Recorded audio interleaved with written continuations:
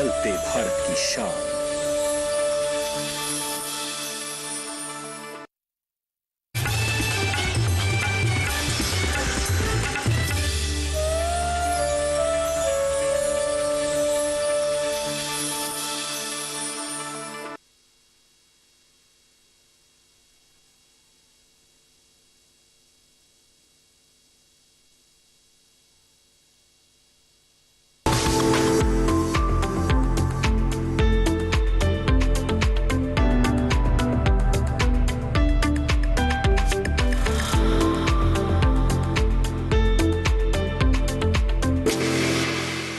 नमस्कार, चौपाल चर्चा कार्यक्रम में आपका स्वागत है। मैं हूं आपके साथ सौरभ शर्मा। किसान भाइयों, चौपाल चर्चा कार्यक्रम आपका अपना कार्यक्रम है जिसमें हम गांव-गांव जाते हैं, चर्चा करते हैं सरकारी योजनाओं की, किस तरीके से हमारे किसान भाई योजनाओं का लाभ ले रहे हैं। आपको बता दें, इस वक्त हम मौजूद हैं उत्तर प्रदेश के जिला आगरा के गाँव कुरगवा में, जिसका ब्लॉक पड़ता है एदमातपुर। आपको बता दें, ये जिला आगरा का आखिरी गांव है और आपको बता दें, इस गांव से सटे हुए दो जिले हैं। एक पड़ता है जिला एटा और दूसरा पड़ता है जिला फिरोजाबाद। आपको बता दें, इस गांव की जो मुख्य फसल है वो है आलू और सब्जी। आइए आपको लेकर चलते हैं चौपाल।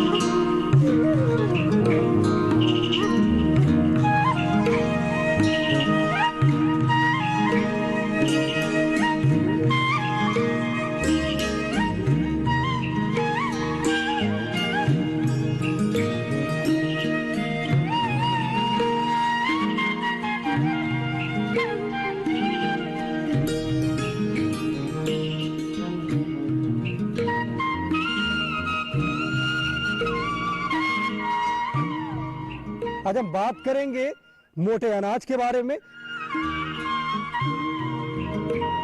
साथ ही साथ हम बात करेंगे प्राकृतिक खेती के बारे में। हमारे साथ मौजूद हैं उप कृषि निदेशक पुरुषोत्तम मिश्रा जी। ये बताइए, मोटा अनाज क्या है? नमस्कार। मोटा अनाज हमारी वो अनाज है जिनको हम परसों से परंपरागत रूप से अपने थाली में हमने भारतीय परंपरा में शामिल थे।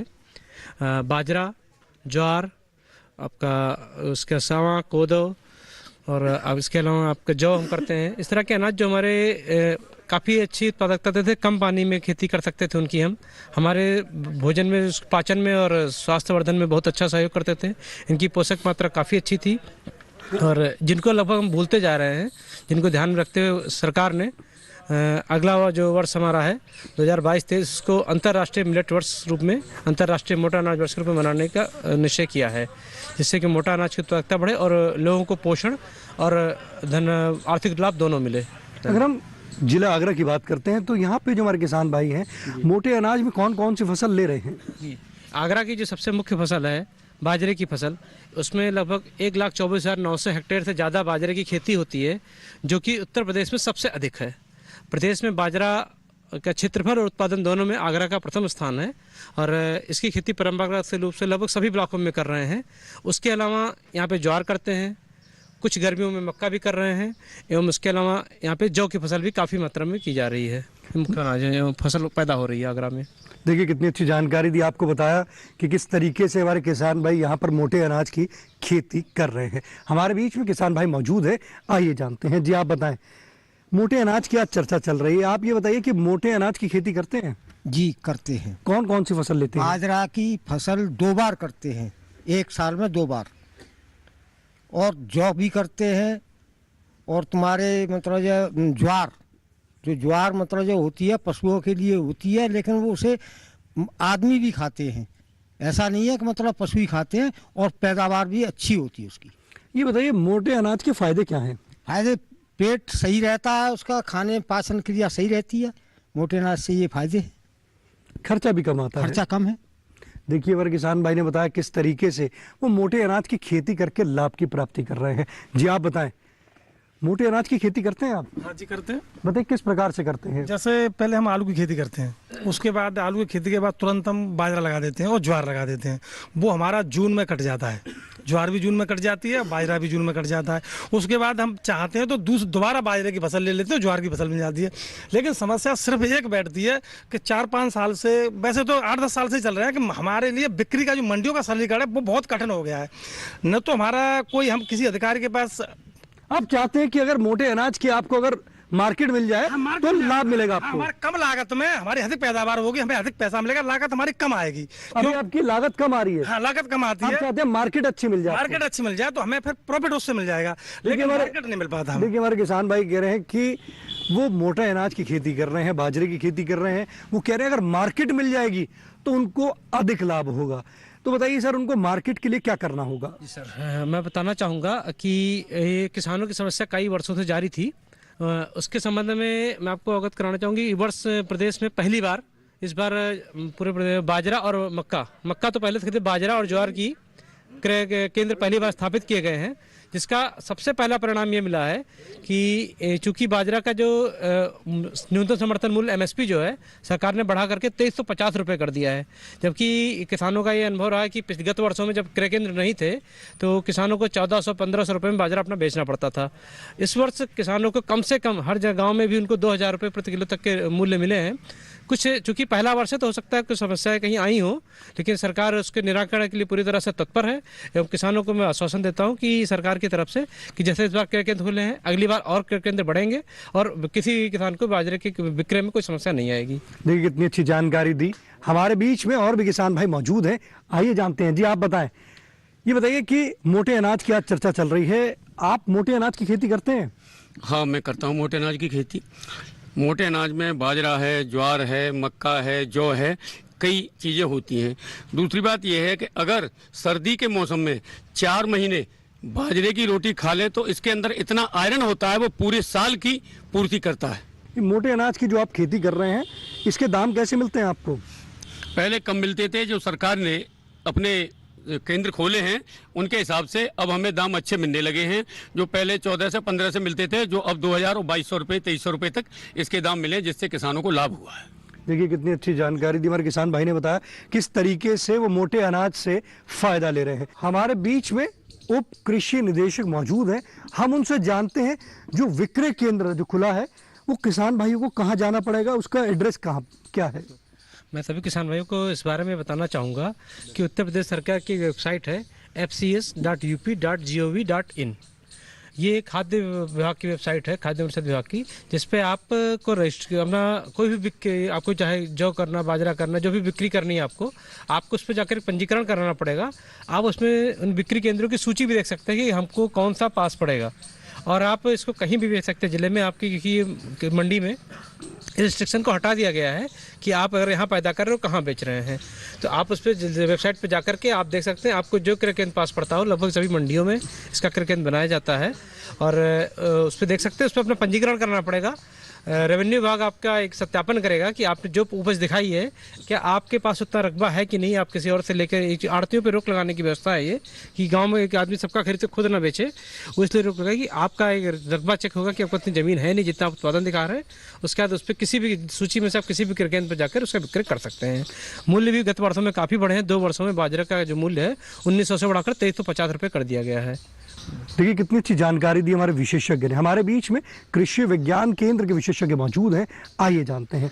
सर, जैसे कि हम लोग हमारी जो फसल है, गेहूं है या अन्य फसल हैं, और अगर हम बात करते हैं मोटे अनाज वाली फसल, तो पहले ये बताइए उसमें अंतर क्या है? अगर उर्वरक डालते हैं या पेस्टिसाइड डालते हैं तो उसमें अंतर क्या है? नहीं, जैसे हम लोग जो गेहूं की, सरसों की, आलू की फसल करते हैं उसमें हम लोग उर्वरक और पेस्टिसाइड का प्रयोग करते हैं, और मोटे अनाज में हमें उर्वरक और पेस्टिसाइड का प्रयोग नहीं किया जाता। बहुत ही ना के बराबर यदि कोई रोग आता है तो भले थोड़ा बहुत यूज़ किया जाता है, पेस्टिसाइड वैसे नहीं किया जाता इन फसलों में, बहुत कम उपयोग होता है। जी बहुत कम उपयोग है। देखिए कितनी अच्छी जानकारी दी उन्होंने, बताया कि किस तरीके से जो हमारे मोटे अनाज वाली जो फसल है उसमें उर्वरक और पेस्टिसाइड का जो उपयोग है वो बहुत कम होता है। चौपाल चर्चा कार्यक्रम में वक्त तुझको एक छोटे से ब्रेक का, ब्रेक के बाद जानेंगे प्राकृतिक खेती के बारे में।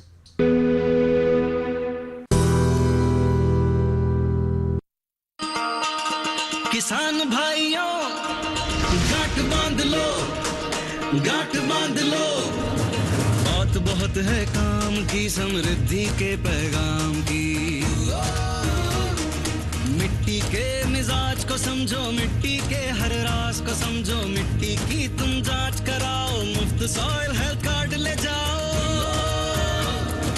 कभी मुनासिब बीज लगाओ, सही किस्म की खाद ले आओ। जितनी जरूरी उतनी डालो, सही मात्रा खुद पहचानो। इसको अपना मंत्र बना लो, मिट्टी की सेहत को जानो। बात बहुत है काम की, कम लागत अधिक वरदान की। किसान भाइयों गांठ बांध लो। आज ही मिट्टी की जांच कराएं। राज्य सरकार के कृषि अधिकारी से संपर्क करें और मुफ्त में सॉइल हेल्थ कार्ड पाएं। कृषि और किसान कल्याण मंत्रालय द्वारा किसान हित में जारी।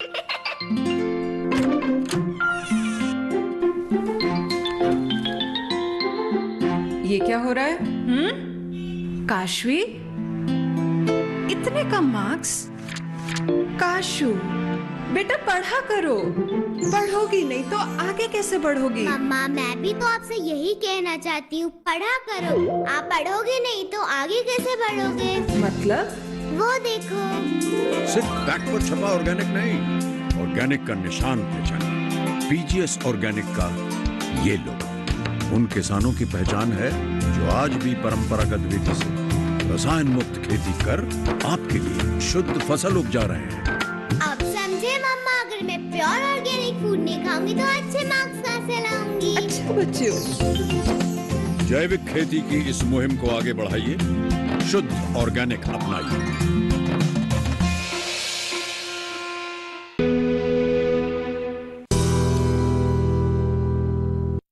ब्रेक के बाद आपका स्वागत है कार्यक्रम चौपाल चर्चा में। आज हम बात कर रहे हैं प्राकृतिक खेती के बारे में। हमारे बीच में कृषि विज्ञान केंद्र के अध्यक्ष मौजूद हैं। आइए जानते हैं प्राकृतिक खेती क्या है। गौ आधारित या जीरो बजट फार्मिंग को हम प्राकृतिक खेती के नाम से जानते हैं। और गौ आधारित इसलिए कहा जाता है क्योंकि पूर्वज हमारे जितनी भी खेती कर रहे थे वो हमारा जो हमारी गाय का गोबर है उसका उपयोग करते थे, गौमूत्र का उपयोग करते थे। तो पूरी की पूरी जो हमारी खेती है प्राकृतिक खेती वो जीरो बजट फार्मिंग है, यानी कि उसमें कोई जुताई नहीं करनी है, उसमें आपकी कोई लागत नहीं आनी है, किसी प्रकार के आपको पेस्टिसाइड का उपयोग नहीं करना है और कोई भी बाजार से लेकर के कोई उर्वरक आदि का भी प्रयोग नहीं करना है। सारी की सारी चीज़ वो जो किसान के आसपास मौजूद है, किसान के घर में मौजूद है, उसका प्रयोग प्राकृतिक खेती के अंतर्गत किया जाता है। तो ये सबसे महत्वपूर्ण बात है कि हमारे किसान भाई जनपद आगरा में भी, चूँकि कृषि विज्ञान केंद्र की मैं जो बात कर रहा हूँ वो जनपद आगरा का है, तो जनपद आगरा में भी प्राकृतिक खेती करें। उसके बहुत सारे प्रशिक्षण कृषि विभाग के द्वारा दिए जा रहे हैं, जो उत्तर प्रदेश कृषि विभाग है वहाँ दिए जा रहे हैं। हम लोगों ने बहुत सारे प्रशिक्षण अपने यहाँ भी आयोजित किए हैं। इसके साथ साथ एक मॉडल भी हम लोगों ने डेवलप किया है जो प्राकृतिक खेती भी कर रहे हैं हम। उसके साइड में 1 एकड़ में हमने ऑर्गेनिक भी लगाया हुआ है और 1 एकड़ में हमने जो है परंपरागत खेती भी लगाई हुई है। तो अगर आप आकर के जो भी किसान भाई वहाँ देखना चाहते हैं, आप देखिए, उस फसल की रंगत देखिए, उस फसल का जो तरीका है वो उगने का तरीका देखिए, उसमें आपको बिल्कुल भिन्नता मिलेगी। यही हमारी प्राकृतिक खेती है। देखिए कितनी अच्छी जानकारी दी प्राकृतिक खेती के बारे में। अभी आपने जाना, हम जानते हैं कि सरकार किस तरीके से सहयोग दे रही है किसानों को प्राकृतिक खेती के लिए। नमस्कार, मैं बताना चाहूँगा कि प्राकृतिक खेती इसमें सरकार के सबसे मुख्य एजेंडे में से एक है जिसमें सरकार सबसे ज़्यादा कार्य कर रही है। जनपद आगरा की जहाँ तक बात है, सरकार ने इस वर्ष 1300 हेक्टेयर, लगभग 26-50 हेक्टेयर के 26 क्लस्टर का चयन इन्होंने किया है, हमको करना है और उसमें खेती करानी है। और हम इस 4 वर्षीय कार्यक्रम है जिसमें हम किसानों को पहले साल के प्रशिक्षण दे रहे हैं। इसमें हमने उन इलाकों का चयन किया है जहाँ खेती में सबसे अधिक समस्याएं हैं। यहाँ का जगनेर ब्लॉक है, जैतपुर कला ब्लॉक है, जहाँ सबसे कठिन खेती, सिंचाई के संसाधन सबसे कम है। हमने उन क्षेत्रों का चयन किया है। और सरकार का जो सबसे बड़ा उद्देश्य है, किसान के दिमाग में बात बैठी हुई कि प्राकृतिक खेती में उत्पादन घटता है, तो इस चीज़ के पीछे हम उसमें है कि उनको समझाना प्रयास करें। अगर हम सही ढंग से प्राकृतिक खेती करेंगे तो जो उत्पादन घटने की हमारी मानसिकता है कि उत्पादन घटता है, इसलिए जो बड़े किसान वो भी बहुत थोड़े से एरिया में इसको कर रहे हैं, बिल्कुल उत्पादन नहीं घटता है। अगर हम उस प्राकृतिक खेती को प्राकृतिक तरीके से करें, अपने जो प्राकृतिक संसाधन है, गाय है, हमारा वट वृक्ष है, हमारे बाकी जो प्राकृतिक संसाधन है, गौमूत्र है, गोबर है, हमारे बैल हैं, इनका अगर हम प्रयोग करें तो प्राकृतिक खेती में हम रासायनिक खेती के बराबर उत्पादन ले सकते हैं। और इसके लिए सरकार काफ़ी 4 साल का जो हमारा कार्यक्रम चल रहा है उसमें सरकार काफ़ी सहयोग कर रही है और काफ़ी इसमें अच्छी धनराशि सरकार द्वारा व्यय की जा रही है। लाभकारी है। लाभकारी है सर। देखिए प्राकृतिक खेती जो है वो लाभकारी है। हमारे बीच में और भी किसान भाई मौजूद हैं, आइए जानते हैं। जी आप बताएं, प्राकृतिक खेती की चर्चा चल रही है, प्राकृतिक खेती करते हैं आप? जी करते हैं, लेकिन सबसे पहले बात है कि हमको कंज्यूमर कैसे मिले और जिससे हमको उसका उचित मूल्य मिल सके और इसको कंज्यूमर को फायदा हो सके। देखिए हमारे किसान भाई का एक सवाल है कि प्राकृतिक खेती कर रहे हैं पर उनको उसकी मार्केट कहाँ मिलेगी। हमारे बीच में विशेषज्ञ मौजूद हैं, आइए जानते हैं। मैं बताना चाहूँगा जो किसानों की एक समस्या काफ़ी समय से चली आ रही है कि उनको ये है कि हमारा प्राकृतिक या जैविक खेती हम करते हैं तो हमारा उत्पादन घट जाता है और हमको मूल्य जो है रासायनिक खेती के बराबर जो उत्पाद होते हैं उनके बराबर ही मिलता है। संबंध में कहना चाहूँगा कि इसमें समस्या क्या है कि विश्वास का इशू है। जब मार्केट में कोई सामान आता है तो चूँकि आपका सर्टिफिकेशन नहीं होता कि मेरा प्रोडक्ट जैविक है या प्राकृतिक है तो आपको मूल्य नहीं मिल पाता है। तो सर मैं बताना चाहूँगा मैं कि सरकार की योजना है कि हर जिले में एक वो जैविक और प्राकृतिक खेती की टेस्टिंग के लिए अपने संस्थान के निर्माण के प्रोसेस में है वो, जिससे कि हर किसान को सर्टिफिकेशन मिल सकेगा कि आपका प्रोडक्ट एक जैविक है और आपका ये प्राकृतिक इसमें कोई रसायन मुक्त प्रोडक्ट आपका है, इसका आपको सर्टिफिकेट मिल सकेगा निकट भविष्य में। एवं सरकार ने इसके लिए जैविक खेती .in जैसे पोर्टल भी लॉन्च किए हैं जहाँ पे अपना आप सामान खुद बेच सकते हैं ऑनलाइन। जैविक उस पर केवल जैविक सामान ही बिकते हैं तो सरकार उसका उपयोग कर सकता है। हमारा सरकार की योजना मंडियों में भी जैविक के उत्पाद के अलग से दुकान खोलने की भी है। और जैसे ही हमारे इसकी चूँकि अभी संख्या बहुत कम है इन किसानों की, 1% से कम किसान ऐसे जो इसकी खेती कर रहे हैं, जैसे संख्या बढ़ेगी तो ताकि संसाधन वायबल हो सकें, इनका एक सुचारू जो लागत है उसको निकाला जा सके, तो सरकार इसके प्रयास कर रही है। हर जिले में सर्टिफिकेशन के लिए अपना संस्थान खोलने जा रही है और मंडियों में इनकी दुकान आरक्षित करना चाहती है। उसके अलावा ऑनलाइन प्लेटफॉर्म का यूज करके आप उसको बेच सकते हैं, जिससे ये सर्टिफिकेशन हो जाए कि आपका प्रोडक्ट जैविक है। और एक बार सर्टिफिकेशन होने के बाद आपको अच्छे मूल्य मिलते हैं। ये आपको भी जानकारी, हमको भी जानकारी, किसान भी जानते हैं इस चीज़ को, समस्या सर्टिफिकेशन की, जिसके लिए सरकार कार्य कर रही है। देखिए कितनी अच्छी जानकारी दी। हमारे बीच में और भी किसान भाई मौजूद हैं, आइए जानते हैं। जी आप बताएं, प्राकृतिक खेती करते हैं आप? नहीं करते। करना चाहते हैं? हाँ। देखिए हमारे किसान भाई कह रहे हैं प्राकृतिक खेती नहीं करते, करना चाहते हैं। किस तरीके से कर सकते हैं? हमारे बीच में कृषि विज्ञान केंद्र के अध्यक्ष मौजूद हैं, आइए जानते हैं। देखिए जो प्राकृतिक खेती है वो गौ आधारित है, यानी कि आपको कम से कम एक गाय जो है पालनी पड़ेगी। और गाय अगर आपके यहाँ होगी, जैसे आपने देखा होगा बहुत सारी गाय हमारी जो किसान भाई छोड़ देते हैं दूध लेने के बाद में, वो उसकी तो रुकावट होगी। साथ में जो गाय है तो जो गाय का गोबर है उसके अंदर ऐसे बैक्टीरियाज मौजूद होते हैं, यानी कि ये कहा जाता है कि 1 ग्राम गोबर के अंदर 300 से 500 करोड़ बैक्टीरिया ऐसे मौजूद होते हैं जो हमारे मिट्टी की संरचना को बनाते हैं, मिट्टी की जो उर्वरता है उसको बढ़ाते हैं और साथ के साथ जो भी तत्व उसको आवश्यक होते हैं, जो 17 एलिमेंट्स चाहिए फसल को, वो सारे के सारे उपलब्ध होते हैं। इसके लिए चूंकि बैक्टीरिया की संख्या को और बढ़ाया जाता है, इसलिए हम लोग गुड़ के पानी में गाय के गौमूत्र को और गोबर को मिला करके और उसके अंदर जो प्रोटीन देने के लिए 2 किलोग्राम उसमें चने का आटा या दाल का आटा मिला करके उसको हम लोग 5-7 दिन तक और जर्मिनेट करते हैं, उसको फर्मेंट करते हैं ताकि बैक्टीरिया और करोड़ों अरबों की तादाद में बन जाएं।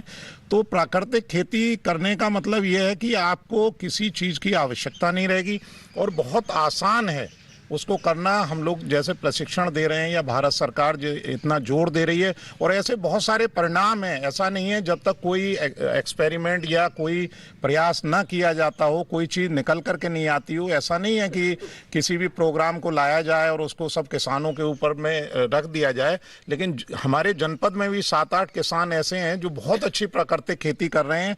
मैं तो यहाँ जितने भी किसान भाई हैं या जो भी सुन रहे हैं, वो मैं उनसे कहना चाहूँगा कि जो जहाँ भी प्राकृतिक खेती हो रही है उसको जाकर के देखें। देखिए कितनी अच्छी जानकारी दी हमारे विशेषज्ञ ने, बताया किस तरीके से आप प्राकृतिक खेती की शुरुआत कर सकते हैं। चौपाल चर्चा कार्यक्रम में वक्त हो चुका एक और छोटे से ब्रेक का। ब्रेक के बाद जानेंगे प्राकृतिक खेती से और भी लाभ।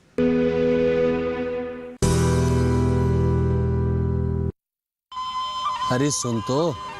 मुझे क्या सुनाना चाहते हो? जो सुनाओ मेरी सौतन को। किसको? अरे वही तुम्हारा मोबाइल फोन जिससे सुबह शाम दिन रात चिपके रहते थे और कहते थे किसान कॉल सेंटर से बातें हो रही हैं। अच्छा ये बात है। हाँ क्यों, क्या हुआ? अब बात नहीं होती क्या? अब तो झट से बात हो जाती है। ऐसा क्या? हाँ, अब तो ज्यादा लाइनें और खास तकनीक के कारण खेती के माहिरों से तुरंत बात हो जाती है। और अगर कभी लाइन व्यस्त हो तो अपनी समस्या फोन पर रिकॉर्ड करा दो, वहाँ से फोन आ जाता है और समस्या की हल का मैसेज भी आ जाता है। ये देखो आ गया। अरे वाह, इसका मतलब इंतजार की घड़ी अब खत्म। हाँ। तभी मैं सोचूं कि आजकल मुझ पर इतना प्यार क्यों आ रहा है। कृषि संबंधी समस्याओं का अपनी भाषा में तुरंत हल पाने के लिए पूरे भारत में किसी भी फोन से हेल्पलाइन नंबर पर संपर्क करें। किसानों का दोस्त किसान कॉल सेंटर।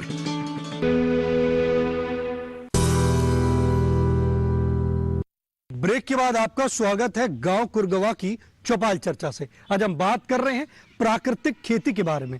हमारे बीच में किसान भाई मौजूद हैं, आइए जानते हैं। जी आप बताएं, प्राकृतिक खेती करते हैं आप? जी हाँ, गांव बुर्जतवल से श्रीनिवास त्यागी। करीब हम 2 साल से जैविक खेती कर रहे हैं। तो जब हमने पहली साल जैविक खेती की, उसमें डाई यूरिया का उपयोग नहीं किया, तो पहली साल तो पैदावार में थोड़ी सी कमी आई।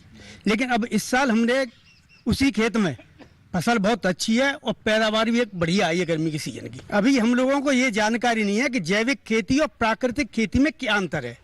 जैविक खेती तो हमें सरकार द्वारा जानकारी दी गई है और 2 साल से हम जैविक खेती कर रहे हैं, उससे हमें बहुत बड़ा लाभ मिल रहा है।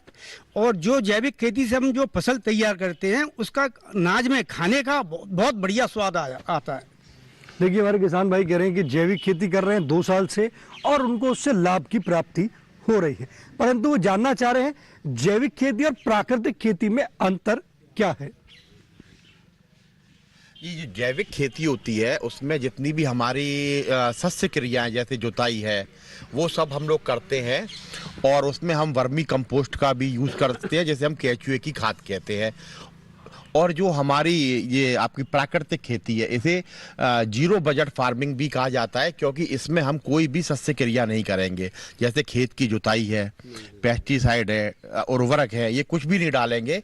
हम लोग बगैर जुताई करके इसकी हम खेती करते हैं।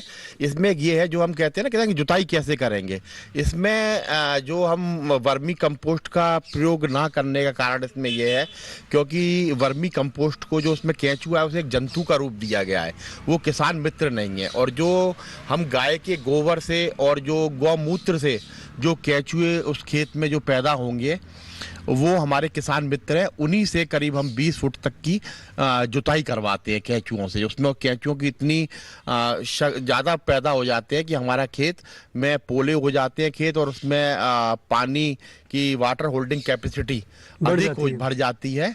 और यही मेन अंतर है कि उसमें हम लोग कोई भी सस्य क्रिया नहीं करते हैं। देखिए, अभी आपने जाना जैविक खेती और प्राकृतिक खेती में क्या अंतर है। हमारे बीच में और भी किसान भाई मौजूद हैं, आइए जानते हैं। जी आप बताएं। हम करते हैं जैविक खेती, डीकम्पोजर का भी प्रयोग करते हैं। लेकिन प्राकृतिक खेती में क्या देसी गाय ही जरूरी होती है या जर्सी गाय जरूरी होती है, कौन सी गाय जरूरी होती है? देखिए, हमारे किसान भाई जो हैं वो जैविक खेती कर रहे हैं।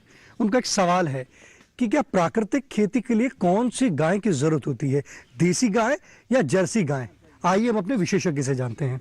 देखिए, इनका प्रश्न बहुत अच्छा है। देखिए, रासायनिक खेती हम करीब 60 वर्षों से कर रहे हैं। उससे पहले प्राकृतिक खेती ही करते थे, और 60 वर्षों में हम कहाँ पहुँच गए कि हमारा ज़मीन का स्वास्थ्य खराब हो गया, हमारे बीमारियाँ हमारे पास आ गई और कई तरह की और समस्याएं पैदा हो रही हैं। तो प्राकृतिक खेती है क्या कि हम प्रकृति जहाँ पर हम रहते हैं उसके अनुसार हम ढलें। हमारी ज़मीन जिस चीज़ फसल के लिए अच्छी नहीं है, हम जिस पर्यावरण में रह रहे हैं, हमको जो खाना चाहिए वो चीज़ जो हम प्रकृति पैदा करती है हमको वही करना है। प्राकृतिक खेती, देसी गाय की ज़रूरत क्या है? देखिए, जर्सी गाय क्या है, वो हमारे प्रकृति की जानवर नहीं है, वो हमने विदेशों से मंगाई है। हमारे गाय के जो हमारे यहाँ के इंडिजिनस गाय जो हैं उनके गोबर की क्वालिटी जो है उसमें जो बैक्टीरिया होते हैं वो हमारी प्रकृति के अनुसार अनुकूल हैं। जर्सी गाय के गोबर में जो बैक्टीरिया होते हैं वो जहाँ की जर्सी गाय है वहाँ की प्रकृति के अनुकूल होते हैं। तो इसलिए मैं कहना चाहूँगा कि देसी गाय का गोबर इसीलिए आवश्यक है क्योंकि उसमें जो बैक्टीरिया होते हैं हमारे यहाँ पैदा होते हैं। और प्राकृतिक खेती का बस बेसिक कंसेप्ट ये है कि हम नेचर में रहने, हम नेचर के जो हमारे जो जीव थे जो हम अब गेचुआ खेत में नहीं है, हमारी गिलहरी आपके बगीचे में, चूँकि यहाँ नीम और बरगद के पेड़ लगे हैं तो कुछ जानवरों की आवाज़ आपको कभी गिलहरी की आ रही है, आप जाएं आपको बाकी जगहों पर वो भी नहीं मिलेगी जहाँ रासायनों का प्रयोग ज़्यादा हो रहा है। बरगद के नीचे की मिट्टी, पहले हर गांव में बरगद होता था, अब वो नहीं है। नीम काफ़ी हद तक नीम में भी बचा हुआ है, लेकिन कई चीज़ें ऐसी जो हम कुछ भी प्रकृति के साथ मिलकर हमको चलना है। प्रकृति के साथ मिलकर अगर हम चलेंगे तो उसी को प्राकृतिक खेती करते हैं। मतलब हम ऐसा कुछ ना करें कि जो देखिए प्राकृतिक खेती का बेसिक कंसेप्ट है, आपके खेत पे जो हो रहा है, आपकी जो गाय दे रही है, आपके खेत से जो अवशेष आ रहे हैं, हम उसी का प्रयोग करें। जो हमारे पास गोबर है, फसल अवशेष हमारा, हमने फसल काटी, जो बचा हम उसको वापस खेत को दे दें। बायोमास की मल्चिंग करें, जो हमारे तो पैदा हो रहा है। हम बाहर से कुछ नहीं, प्रकृति हमको जो दे रही है हम वही करें, दुकानदार के पास नहीं जाना हमको। यही प्राकृतिक खेती है। देखिए कितनी अच्छी जानकारी दी। प्रकृति के साथ मिलकर हम जो करेंगे वो प्राकृतिक खेती है। तो आप भी अगर प्राकृतिक खेती नहीं करते तो आप भी प्राकृतिक खेती करें और इससे लाभ की प्राप्ति करें। आप अपने पसंदीदार कार्यक्रम चौपाल चर्चा को अब आप डीडी किसान के YouTube चैनल पर भी देख सकते हैं। टीवी पे दिए गए QR कोड को स्कैन करें। आज के चौपाल चर्चा कार्यक्रम में बस इतना ही। फिर होगी आपसे मुलाकात एक नए गांव, एक नए विषय के साथ। तब तक हमारी पूरी टीम को दीजिए इजाजत। आप देखते रहिए दूरदर्शन किसान। नमस्कार।